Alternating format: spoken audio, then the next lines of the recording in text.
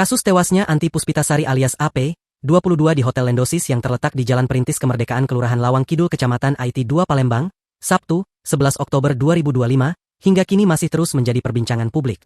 Setelah korban dimakamkan di TPU Talang Petai, suami korban, Adi Rosadi, 36, mengaku masih syok istrinya tersebut meninggal.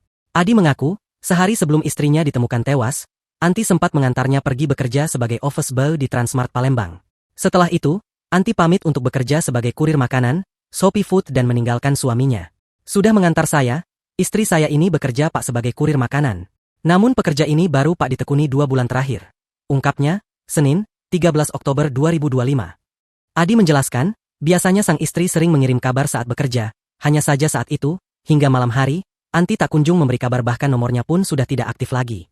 Biasa kasih kabar Pak lewat WA. Namun hari itu usai antar saya, korban tidak kirim pesan WA. Saya pulang kerja pun tidak dijemput. Hal ini membuat saya curiga dan langsung mencarinya ke rumah keluarga dan teman-teman korban. Namun mereka tidak mengetahui keberadaan istri saya, katanya.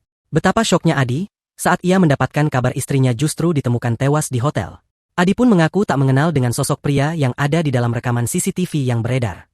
Saya tidak tahu Pak dengan pria yang ada dalam video tersebut. Namun dulu korban ini pernah ketahuan selingkuh oleh saya. Ada chat WA dengan seorang laki-laki. Saat itu saya marahi, ungkapnya sambil mengatakan hanya sampai di situ.